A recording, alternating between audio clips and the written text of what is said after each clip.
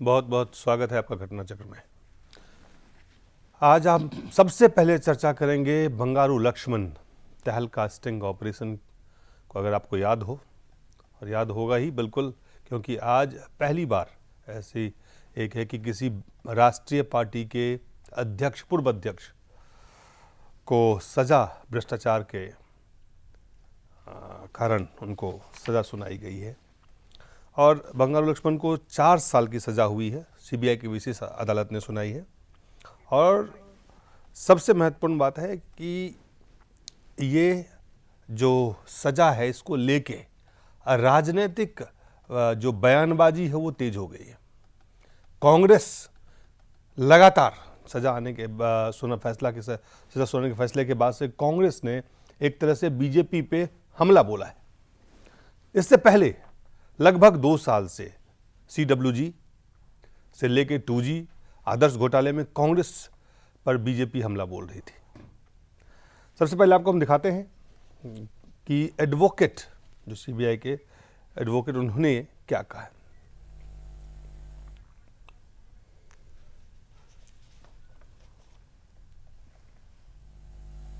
CBI ने जो case file किया करप्शन के अगेंस्ट था, और हम सब लोगों ने जो प्रोसिक्यूशन ने मिलकर के जो काम किया वो प्रूव कर पाए हम डॉक्यूमेंट्स को, जो भी हमारे पास आर्टिकल्स थे, और इस वजह से हमें लगता है कि जैसे हम मतलब सक्सेसफुल रहे हैं इस केस में। कांग्रेस के प्रवक्ता राशिद अलवी ने क्या कहा वो भी आप देख लें। मुझे बहुत दुख का एहसास होता है, किसी भी राजनीतिक दल का राष्ट्रीय अध्यक्ष रहे हुए आदमी, नेता को पहली बार शायद आज़ाद हिंदुस्तान के अंदर सज़ा मिली है। मुझे बहुत अफसोस है इस वाक़े से, और मैं समझता हूँ कि भारतीय जनता पार्टी के लिए ये चिंता का विषय है, और साथ साथ उन्हें अब अपने बारे में आत्मचिंतन करने की ज़रूरत है। भ्रष्टाचार की लड़ाई देश के अंदर मॉरली तमाम राइट भारतीय जनता पार्टी ने लड़ने के ख़त्म कर दिए हैं, और मैं समझता हूं कि उन्हें आत्मचिंतन की ज़रूरत है। और बीजेपी के नेता, प्रवक्ता, उन्होंने क्या कहा, उनको देखें। पार्टी इसको एक व्यक्तिगत प्रकरण मानती है, और जिस तत्परता से सीबीआई ने इस केस को डील किया है, इस विषय पर भी कल हम लोगों ने टिप्पणी की थी। हम सब जानते हैं कि कानूनी व्यवस्था में श्री बंगारू लक्ष्मण जी को लीगल कोर्स ऑफ एक्शन लेने का अधिकार है, और वो इस विषय पर जो लीगल रेमेडी है, उस रेमेडी को हायर कोर्ट में लेकर निश्चित रूप से न्याय के लिए वह इस विषय को आगे बढ़ाएंगे। सीबीआई की भूमिका, जिसे हम कांग्रेस ब्यूरो ऑफ इंटेलिजेंस कहते हैं, वह किस तरीके से कार्य कर रही है यह हम सब लोगों को मालूम है। और इसके अलावा जो बंगारू लक्ष्मण साहब के जो एडवोकेट हैं, वकील हैं, उन्होंने क्या कहा, इसको भी आप देख लें। जो फैसला है कन्विक्शन का, उससे भी हम अग्री नहीं करते हैं, और जो फैसला उन्होंने आज आर्गुमेंट ऑन सेंटेंस पे दिया है, क्वांटम ऑफ सेंटेंस पे दिया है, ये भी बहुत हार्श है। See it was all a fictitious product, और एक आप पूरी काल्पनिक कथा के ऊपर आपने ये पूरा जजमेंट दिया है, और इस जजमेंट को जब आप पढ़ेंगे, मैंने ये पूरा जजमेंट अभी देखा है, आज ही हमें जजमेंट की कॉपी मिली है, हमने ये पूरा जजमेंट देखा है। उस जजमेंट में सिर्फ स्टेटमेंट ऑफ विटनेसेस हैं, पर उसके क्रॉस एग्जामिनेशन के बारे में कहीं कुछ भी नहीं है। So we will definitely appeal this to the high court. Court ने बंगारू लक्ष्मण जी को पीसी एक्ट सेक्शन 9 में 4 साल की सजा सुनाई है, 1 लाख रुपए का फाइन और अगर फाइन ना देने पे 6 महीने की सजा। ये कोर्ट ने फैसला सुनाया। इस फैसले को चैलेंज किया जाएगा हाई कोर्ट में। अवधेश जी, सबसे पहले आपसे जानना चाहेंगे। देखिए, बंगारू लक्ष्मण को सजा जो है, मेरी दृष्टि में भ्रष्टाचार के विरुद्ध जो पत्रकारिता का अभियान है और अंततः जांच एजेंसी और न्यायालय की भूमिका है, उस पर ऐसी प्रहसनजनक और उपहासात्मक टिप्पणी है जिससे जुगुप्सा पैदा होती है अंदर से जो है, लेकिन अंततः भय और हताशा भी है, और फिर जो संवेदनशील व्यक्ति है उसके अंदर गुस्सा भी पैदा होता है। अब आप देखिए हताशा, ये जो मैं कह रहा हूं, पत्रकारिता की भूमिका यहाँ क्या है इस समय, कि उसको भ्रष्टाचार के व्यापक लड़ाई से कोई लेना देना, एक निरीह व्यक्ति को स्टिंग, मैं मानता हूं गोबर फेंक करके एक निरीह व्यक्ति को फंसाओ, उसका शिकार करो और फिर उसको जो है न्यायालय नंगा करके उसका उपहास उड़ाओ। और आप देखिए सीबीआई को भी पता है कि बंगारू लक्ष्मण का किसी डिफेंस डील से कोई लेना देना नहीं है। न्यायालय को भी पता है, देश के राजनीति को भी पता है, जिस पार्टी के अध्यक्ष थे उस पार्टी को भी पता है, लेकिन उस आदमी को सजा मिल रही है। बोफोर्स में किसी को सजा नहीं है, जर्मन पनडुब्बी में किसी को सजा नहीं है, संसद में नोट लहराया गया। देखिए भारत में बड़ी अजीब हो रहा है।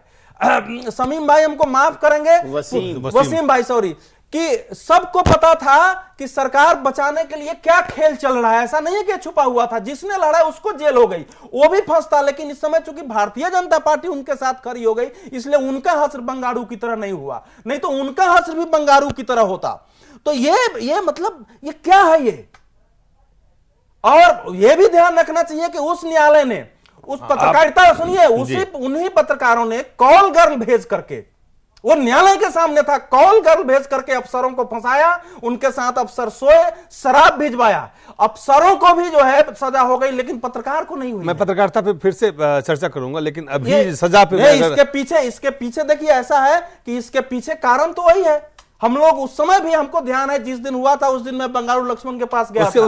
उसके कारण है, उस पर मैं आऊंगा आपके पास और ये भी सवाल पूछूंगा। वसीम साहब जी, कैसे देखते हैं आप? देखिए, मैं इस पूरे घटनाक्रम को बहुत गौर से मैं देख रहा हूं, और पहली बात तो ये कि मुझे बड़ा अफसोस है कि आज बीजेपी 2 चेहरों के साथ सामने आ रही है और बंगारू लक्ष्मण के इस अमल को, जो कुछ भी हुआ, उसे व्यक्तिगत बता रही है, जबकि वो पार्टी के अध्यक्ष थे। ये है बीजेपी के 2 चेहरे कि एक कमज़ोर वर्ग का आदमी किसी चीज़ में पकड़ा गया तो उसके साथ अब कोई नहीं खड़ा है, और उसे डिफेंड भी नहीं कर रहे हैं और उसे डिफेम कर रहे हैं, पहली चीज़। दूसरी चीज़ ये कि अभी हमारे अवधेश जी ने जो बात कही, पत्रकारिता की खूबी ये भी होनी चाहिए कि इस मुल्क में अगर ईमानदारी के साथ आप पत्रकारिता करना चाहते हैं, स्टिंग ऑपरेशन करना चाहते हैं, तो इस मुल्क में बहुत बड़ी बड़ी चीज़ें हो रही हैं। उसमें भी पूरी ईमानदारी के साथ हमें ये करना चाहिए। हाँ, इतना ज़रूर है कि बंगारू लक्ष्मण जी पकड़े गए। पकड़ने के बाद इतना मैं जानता हूँ कि वो कभी कभी आदमी बहुत से काम भ्रम में कर जाता है। ये काम उन्होंने भ्रम में किया, जिसकी वजह से उनकी पार्टी को नुकसान हुआ और उनको भी व्यक्तिगत तौर पर बहुत नुकसान हुआ। इसमें कोई नहीं। जो महत्वपूर्ण सवाल है जी, जो कांग्रेस पार्टी, आप भी कांग्रेस पार्टी के जी जी जी जी नेता हैं, आप भी जानते हैं, क्या अगर ये सजा हुई है तो क्या बीजेपी का नैतिकता जो है लड़ाई लड़ने की, जो मॉरल राइट है भ्रष्टाचार के खिलाफ लड़ने, वो समाप्त हो गए? नहीं, ये जो कांग्रेस प्रवक्ता कह रहे हैं। नहीं, कांग्रेस प्रवक्ता क्या करें, ये उनकी लाइन है। मेरी लाइन बड़ी साफ है। मेरी लाइन इसमें साफ ये है कि आज बीजेपी को और ये कोई अकेला बंगारू लक्ष्मण जी का मामला नहीं था, वो अपने ज़माने के, उनके ज़माने में जो डील्स हुई हैं उस पर कभी कोई गौर किया गया, या उनके ज़माने में खुद स्पेक्ट्रम 2G स्पेक्ट्रम जो आज बड़ा मशहूर है, उनकी सरकार से लेकर और आज तक कभी उस पर भी गौर करना चाहिए।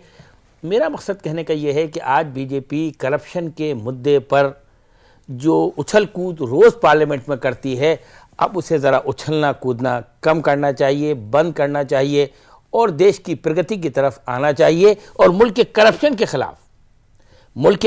खिलाफ अवधेश जी बैठे हुए हैं, हमें पूरी ईमानदारी के साथ लड़ाई लड़नी नहीं, चाहिए।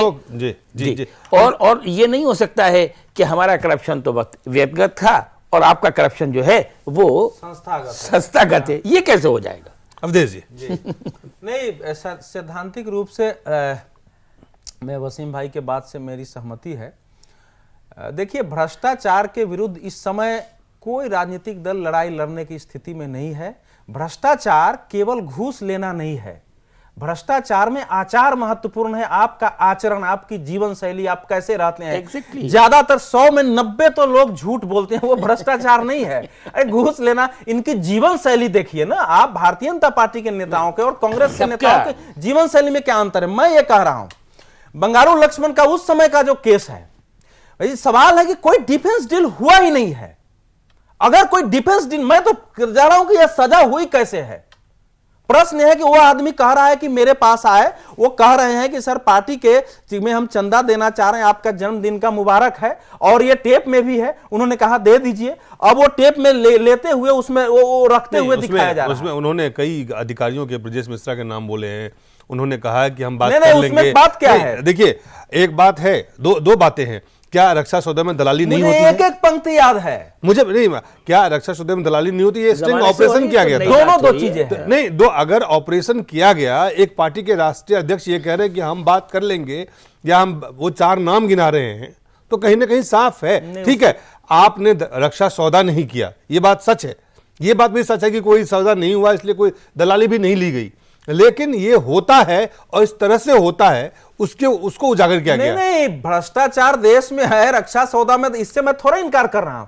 लेकिन उसकी पंक्ति याद कीजिए, मैं बता रहा हूं क्या पंक्ति थी। जब इसने कहा तो उन्होंने कहा देखिए हम लोग डायरेक्ट हस्तक्षेप नहीं करते हैं उसमें, जैसे और लोग भी हमसे मिलते हैं उनके बारे में हम, हमारे वहां ब्रजेश मिश्रा हैं, बाकी हैं, उनको बताते हैं कि इनको भी कंसीडर करिए। तो ऐसे ही दूसरे को भी करते, इतना ही हम क्या ये उचित है? ये बिल्कुल उचित है। अगर मैं भी हूं, मेरे पास आप पार्टी अध्यक्ष पार्टी चलाने के लिए है, या डिफेंस? आप सार्वजनिक जीवन में रक्षा सौदे से आपको क्या लेना है? सुनिए, लेना क्या है? ऐसा है कि हमारे पास रक्षा ही नहीं, मैं अगर राष्ट्रीय अध्यक्ष ही नहीं, कोई साधारण कार्यकर्ता हूं, कोई पहुंचेगा तो हम उसको यही कहेंगे कि भैया ऐसा है कि ठीक है आप आए हैं, मेरी बात हुई तो मैं आपको वहां भेज दूंगा, वो आपकी गुणवत्ता से आपका सामान देखेंगे। नहीं, हम आपको चंदा देना चाहते हैं। क्यों लेंगे चंदा आपसे, जिसको हम नहीं कर... वो दूसरी क्यों लेंगे चंदा? वो तो पार्टी, किस लिए पार्टी चंदा लेंगे? ठीक है, तो कहीं दोनों चीजों में साफ साफ जो हाँ तो गड़बड़ी है ही है। मैं अगर ये गड़बड़ी न हुई होती तो ने ये चीज आज जो कुछ उनके साथ हुआ, बीजेपी ने, आपने जो कहा ना उसमें एक लाइन जो भारतीय जनता पार्टी ने उस व्यक्ति को उसी समय अलग कर दिया, समझ गए? अगर अटल बिहारी वाजपेयी ये सब उसी समय, जैसे जॉर्ज फर्नांडिस के लिए सख्त हुआ कि भाई ठीक है हम जॉर्ज के साथ अंत तक खड़ा रहेंगे, वैसे बंगारू के साथ खड़े नहीं हुए तो मामला ये टर्न है। आप जो कह रहे हैं ये चंदा जो है इस प्रकार से कैश लेना, ये खतरनाक प्रवृत्ति राजनेताओं में है। लेकिन आप जानते हैं कि कॉर्पोरेट कंपनियां सब आके इसी प्रकार से पार्टियों को चंदा देती है। अब वो बेचारा वो मजदूरों के लिए संघर्ष करने वाला वो अध्यक्ष बना, अब उसको 1 लाख रुपया, चूंकि पैसा उस ढंग से पार्टी का उन्होंने देखा नहीं था, 1 लाख रुपया आया, कर रहे थे, उन्हें ड्रॉल में डाल दिया, हम दिखा रहे हैं। अरे भाई अध्यक्ष वो थे, पैसा कहीं और जाता था, ये तो 1 लाख रुपए नहीं, उस समय अध्यक्ष बहुत कम समय हुआ था, कम मैंने मुश्किल से सवाल है भाई, भ्रष्टाचार के बारे में 2 मापदंड नहीं हो सकता है, भ्रष्टाचार के बारे में 2 राय नहीं हो सकती है, भ्रष्टाचार के बारे में आप अलग अलग पैमाना नहीं अपना सकते हैं। अगर पार्टी के लिए घूस लेना गलत है, उस नाते अगर सजा हो, बहस हो, तो थोड़ी देर के लिए मैं इसको स्वीकार भी सकता हूं, जो आप इशारा कर रहे हैं कि वो बताए कि भाई पार्टी के लिया। लेकिन ये डिफेंस डील में आपने प्रिवेंशन कथित रूप से एक कंपनी है जो फिक्टिशियस है, काल्पनिक है, उसके रिप्रेजेंटेटिव से आप बात करते हैं, बात करके आप चंदा लेते हैं, चंदा लेके आप उसको कहते हैं कि हम ब्रजेश मिश्रा से बात करेंगे। इसका क्या मतलब होता है? ब्रजेश मिश्रा से बात करेंगे, ब्रजेश मिश्रा का नाम कई और अधिक पीएमओ में ऐसा है सर, वहां उसकी जगह मैं भी होता तो मैं भी यही कहता। आजकल ये क्या भ्रष्टाचार नहीं है? नहीं, ये भ्रष्टाचार नहीं। ये क्या है? ये कौन सा आचार है? ये देख लीजिए, ये भ्रष्टाचार। आप हमारे पास आए, मैं कहूंगा भाई आपके ये शिष्टाचार है? नहीं, मैं उनको बता दूंगा आप, लेकिन अंततः फैसला क्वालिटी पर होगा, आप जाके बात करिए। इसको मैं ये पार्टी अध्यक्ष डिफेंस डीलर से बात करेंगे? क्यों नहीं, डिफेंस डीलर क्या किसी डीलर जो रक्षा सौदे के, आप डिफेंस डीलर को ऐसा क्यों मान लेते हैं? नहीं, उसकी प्रक्रिया है, क्योंकि उसकी प्रक्रिया है, उसकी प्रक्रिया है, रक्षा सौदे की प्रक्रिया है। किसी कंपनी का रिप्रेजेंटेटिव मेरा घर खुला हुआ है नेताओं का, उसके पास आ सकते हैं, इतना तो नहीं, आप ये बताइए ना कि कोई भी पार्टी का आज कांग्रेस के अध्यक्ष के यहाँ बैठ के कोई डीलर जाए बोले कि ये करे, कांग्रेस के अध्यक्ष बोले कि हाँ मैं मनमोहन सिंह से बात करूंगा या मैं उस लाइन बोलेगा तो गलत है। नहीं, लेकिन अगर वो ये कहेंगे कि ऐसा है कि बाकी लोग भी आ रहे हैं, आप जाएं, वहां आपकी भी गुणवत्ता की परख होगी। नहीं, गुणवत्ता की परख की बात नहीं हुई है, वहां पे बात हुई है, मैं बात करूंगा। क्वालिटी अंततः जो है फैसला वहां होगा। वो तो उसको तो ये भी कहा था पैसा और ज्यादा लेने के लिए। अगर आप ईमानदारी की बात करेंगे तो क्योंकि वो वीकर सेक्शन का आदमी था जी, दलित था, उसके खिलाफ खुद बीजेपी के लोगों ने ये कॉन्स्पिरेसी करवाई। बीजेपी के लोगों ने तो नहीं करवाई पहले तो, लेकिन पहले तो अनिरुद्ध बहाल वगैरह बीजेपी के लोग नहीं थे। नहीं, वो नहीं कह रहा मैं आपसे, नहीं, ये कांग्रेस कोई भी इस्तेमाल हो सकता है। पहले बोला गया कि आईएसआई और देश विरोधी ताकतें उसमें लगी हुई है ये स्टिंग ऑपरेशन करवाने में। वो तो पार्टियां बयान देती है, और देश विरोधी की अलग परिभाषा है। कुछ मायने में ये देश विरोधी है भी, अगर पत्रकारिता इस ढंग से शिकार कर नहीं, अगर पत्रकारिता अगर एमपी होता है एग्जैक्ट जो काम, देखिए स्टिंग का अर्थ जो आप पत्रकार हैं, आप पहले सुना जाए। नहीं, मैं स्टिंग ऑपरेशन पे फिर कभी चर्चा कर लूंगा, लेकिन सवाल है कि क्या अनरियल में करते हैं तो वो इमोरल है, वो इलीगल है। नहीं, आप ये भूल गए कि वो लड़की का डिमांड उस अधिकारी ने किया था। कौन? जो सेना में, और आप भेज देंगे? नहीं, अरे आप जब मांग रहे हैं इसे वो दिया जाता है। इसको खुलासा किया गया था, इसका खुलासा किया गया था कि इस तरह से लोग सिर्फ पैसा नहीं मांगते हैं, सिर्फ शराब नहीं मांगते हैं, वो कहते हैं लड़की भी भेजो। देखिए आपके रक्षा सौदे में किस तरह से, किस स्तर तक जाके सौदा किया जाता है, इसको आप क्यों नहीं देखते? मैं आपकी आक्रामकता से और आपकी वेदना से तो मेरी सहमति है, वो जो आप कर रहे हैं देश के और चिंता है। देखिए, ये स्टिंग ऑपरेशन से इतना तो प्रमाणित हुआ ही कि भारत में जो भी रक्षा सौदे होते हैं उसमें दलाली देने की और दलाली देकर के रक्षा सौदा स्वीकृत कराने की गुंजाइश है। फिर बफोर्स को लेकर इतना हंगामा क्यों? अब आधी बफोर्स को लेकर हंगामा क्यों? आप ही की बात कर रहा हूं कि उसमें इतना ही प्रमाणित हुआ। आप पूरी बात सुनिए, इतनी जल्दी उतावला होंगे तो मामला गड़बड़ हो जाएगा। मेरी पंक्ति इतनी जल्दी खत्म नहीं होती है। इससे इतना तो प्रमाणित हुआ कि अगर आप चाहें तो दलाली दे करके आप अधिकारियों तक पहुंच सकते हैं, अपने सामान को प्रमोट कर सकते हैं रक्षा में। ये उस स्टिंग ऑपरेशन से प्रमाणित हुआ। इतना ही नहीं हुआ, नहीं, इससे ज्यादा सुनिए ना, और क्या हुआ कि जो सौदा करने वाले लोग हैं, अधिकारी हैं, वो पैसा नहीं मांगते, सिर्फ अधिकारी वो सिर्फ पैसा नहीं मांगते हैं, वो सिर्फ शराब नहीं मांगते हैं। नहीं, वो इतने लेवल के थे। देखिए ऐसा है ना, सेक्शन ऑफिसर किस लेवल के थे? अरे सर सुनिए, किस लेवल से शुरू होता है, देखिए ना, कहां से शुरू हो जाता है। देखिए, defence deal section officer, director level का ऑफिसर और joint secretary, additional secretary, party के अध्यक्ष भी डिपेंड, देखिए किसी पार्टी का अध्यक्ष भी तय नहीं करता है, लेकिन सवाल है जो आपके यहाँ व्यवस्था बनी उसको खुलासा, उसको एक्सपोज करने की, कि इसको तोड़ने की जरूरत है। एक्सपोज उसमें कुछ नहीं है, इतना ही हुआ है कि इतना हो सकता है। अच्छा, एक मिनट, इस डिफेंस डील में जो काल्पनिक कह लीजिएगा जी, उसके बाद कोई डील रुकी अभी तक? क्या रुकना नहीं चाहिए क्या? जबकि स्टिंग ऑपरेशन रुकना नहीं चाहिए, वही मैं कह रहा हूं ना, क्या रुकना नहीं चाहिए? मैं कहता हूं रुकना चाहिए, और कैसे रुकना चाहिए आपके अंदर पॉलिटिकल करेज होनी चाहिए, पॉलिटिकल कन्विक्शन होना चाहिए, और आप खुद भी ऑनेस्ट होना चाहिए। मेरा मत तो इसमें जो है, चलिए मैं आपके पास आता हूं, एक रिपोर्ट देखते हैं। मेरा मत कुछ अलग बता है। बीजेपी के पूर्व अध्यक्ष बंगारू लक्ष्मण को उनके किए की सजा आखिर मिल ही गई। बंगारू को 1 लाख रुपए रिश्वत लेने के लिए सीबीआई की विशेष अदालत ने 4 साल की सजा सुनाई है। बंगारू लक्ष्मण को सजा सुनाए जाने के बाद कांग्रेस और भाजपा में जुबानी जंग तेज हो गई है। भ्रष्टाचार के खिलाफ केंद्र की कांग्रेस को कोसने वाली बीजेपी बैकफुट पर आ गई है। भाजपा बंगारू के दोषी और सजा सुनाए जाने के बाद से एक ही लाइन पकड़े हुए है कि ये बंगारू का व्यक्तिगत मामला है, जबकि 25 साल पुराने बॉफोर्स मसले पर घिरी कांग्रेस के लिए तो ये फैसला बाँछें खिलाने वाला है। कांग्रेस चिल्ला चिल्ला कर कह रही है कि भाजपा का चेहरा बेनकाब हो गया। भ्रष्टाचार पर भाजपा आत्मचिंतन करे, मंथन करे, भाजपा बोफोर्स दलाली मसले से लेकर 2G तक की याद कांग्रेस को दिला रही है कि कैसे कैसे कांग्रेस के शासन में घोटाले हुए हैं। दोनों के बयानों को देखकर ऐसा लग रहा है कि दोनों राष्ट्रीय पार्टियां होड़ में लगी है कि भ्रष्टाचार में कौन आगे। सवाल ये भी उठ रहा है कि बोफोर्स मामले में किरकिरी झेल रही कांग्रेस अब बंगारू के सहारे भाजपा को घेरने की कोशिश में लगी हुई है। वो बोफोर्स को बंगारू से भुलाना चाह रही है। सवाल ये भी है कि दो गलत मिलकर सही साबित हो सकते हैं। क्या तहलका के स्टिंग ऑपरेशन के खुलासे ने जांच एजेंसियों के काम पर सवाल नहीं उठाया कि क्या जांच एजेंसियां ये मामले क्यों नहीं पकड़ पाती है? सवाल यहाँ से भाजपा के लिए भी बहुत उठ रहे हैं कि बंगारू से महज किनारा करके नहीं बच सकती। वो भ्रष्टाचार पर आगे की रणनीति यहाँ से कहाँ ले जाएगी? सवाल कांग्रेस के लिए भी है कि क्या भाजपा का भ्रष्टाचार उजागर हो जाने से उसका दामन साफ हो जाएगा? जो आदर्श 2G CWG के कलंक के धब्बे उसके दामन पर हैं, उसके लिए वो क्या करेगी? Bureau report, Jain news. क्या करेगी, ये सवाल है। सवाल ये भी है कि जो जांच, जो अवधेश जी कह रहे हैं कि सजा हुई कैसे, जो उनके वकील ने कहा कि इसमें ये काल्पनिक डील है, तो कई सवाल खड़े होते। सिर्फ जो जांच एजेंसी ने किस तरह से काम किया, ये भी एक सवाल खड़ा होता है। और उससे भी ज़्यादा महत्वपूर्ण है कि पत्रकारिता का पैमाना किस तरह का हो, कैसे वो करे ऑपरेशन, किस तरह से वो खुलासा करे भ्रष्टाचार का। देखिए, पत्रकारिता का ये काम है कि चीज़ों पर बात करे, और उनका काम ये भी है कि एजेंसीज को भी देखे कि कौन एजेंसीज किस तरीके से चीज़ों को टैकल कर रही हैं। पत्रकारिता का काम पूरी ईमानदारी के साथ करने का है, किसी को गलत तरीके से फंसाने का भी नहीं है। पत्रकारिता का काम ये भी है कि पूरी ईमानदारी के साथ आप उन बड़े लोगों को जो करोड़ों अरबों रुपए खा रहे हैं, जिस पर भ्रष्टाचार का संदेह है, उसको भी लाइए। उसको मतलब ये कि उस पर भी तो करिए ना, सब पर करिए। ये सिस्टम हमारा खराब हुआ है।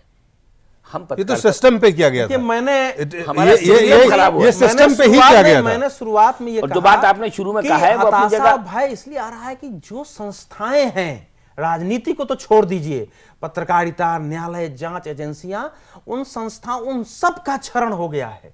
माने देश किस हालत में है कि एक निरीह प्राणी को सजा हो रही है। और इसी देश में कुछ ही दिन पहले भारत के एक नेता की सीडी एक मीडिया हाउस में पहुंची। आप क्या नहीं पहुंची?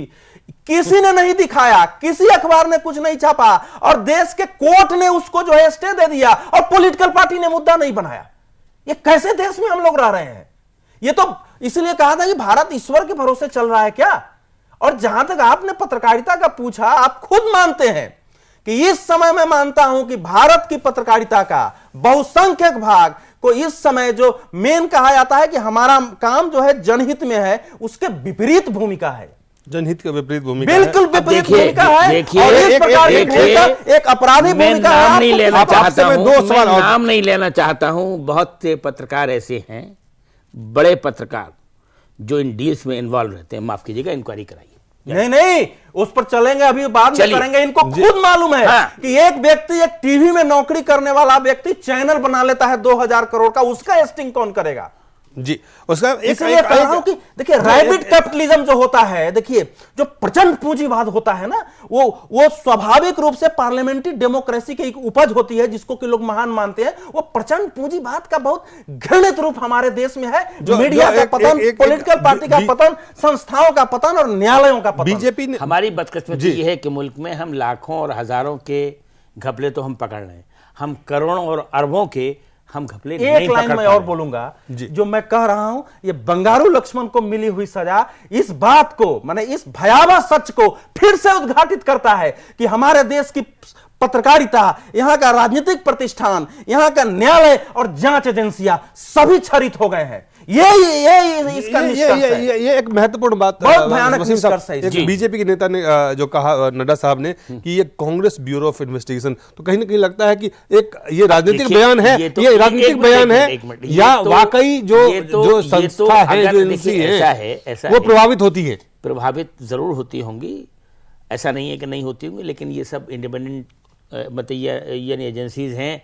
अब अगर 6 साल, 6.5 साल बीजेपी की सरकार रही है, एनडीए की सरकार रही है, और सरकार, तो उनको भी देखा जाए वो कितनी प्रभावित हुई और क्या क्या उन्होंने किया। जी, तो एक तरफा थोड़ी नहीं, मैं ये तो मानूंगा, देखिए इस समय देखिए पार्टियों की दृष्टि से ये तो मैं मानूंगा कि भारतीय जनता पार्टी कांग्रेस से कम करप्ट पार्टी है। यह है कि करप्ट है, लेकिन इस समय कांग्रेस से वो थोड़ा कम करप्ट है, कांग्रेस से कम उसने संस्थाओं का दुरुपयोग किया है। आप देखिए कांग्रेस से कम समय वो सरकार में भी चल रही है, नहीं बहुत कम और जहां जहां सरकारें बन रही है, जहां जहां बन रही है, तो वहां वो क्षरण जिसको आप कहते हैं, वो गिरावट जो है बीजेपी में आ रही है। जहां जहां सत्ता का सत्ता रही है। जिस 2G स्पेक्ट्रम की बात आप कर रहे हैं वो कांग्रेस के जमाने, वो तो उनके जमाने में जाएगा विषय, मुड़ जाएगा। अब सीबीआई पे एक छोटा सा रिपोर्ट दिखाना चाहते हैं अपने दर्शकों को। मैं कहा उसको केवल ध्यान दीजिए, देश के लिए महत्वपूर्ण है। सीबीआई यानी केंद्रीय जांच ब्यूरो भ्रष्ट लोगों के खिलाफ कार्रवाई करने वाली देश की सबसे बड़ी जांच एजेंसी, उलझे मामलों को सुलझाने के लिए ट्रेंड अफसरों की फौज।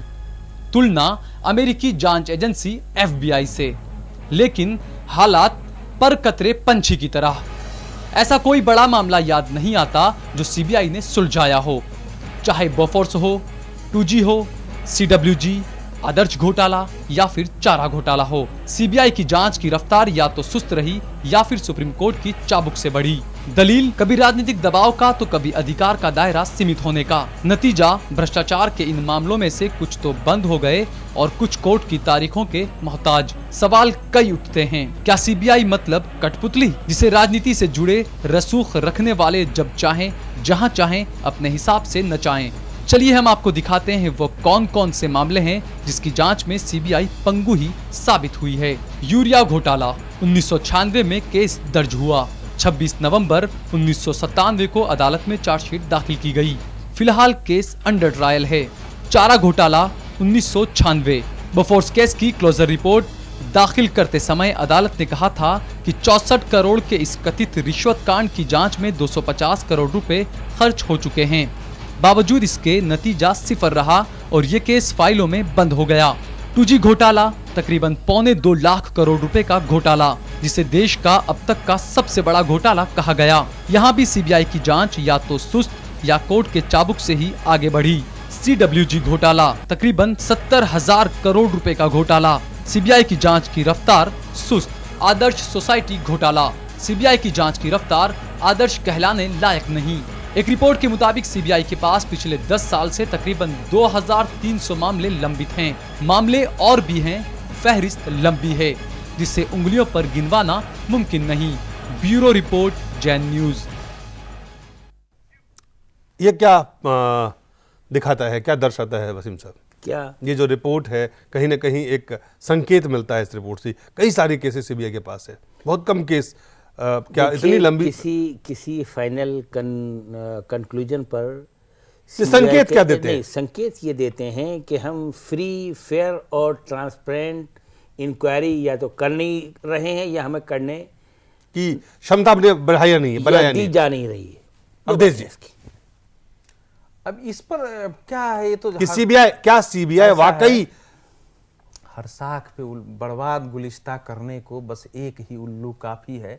हर साख पे उल्लू बैठा है, अंजाम गुलिस्ता क्या होगा? चलिए एक छोटा सा ब्रेक लेना पड़ेगा और ब्रेक के बाद हम देखेंगे कि सोनिया गांधी और राहुल गांधी कर्नाटक और महाराष्ट्र के दौरे पर हैं। उत्तर प्रदेश और बिहार में जो करारी हार के बाद अब वो अपनी सियासी जमीन के तलाश में जुटे हुए हैं। क्या है, इसके छोटे से ब्रेक के बाद हम जानते हैं।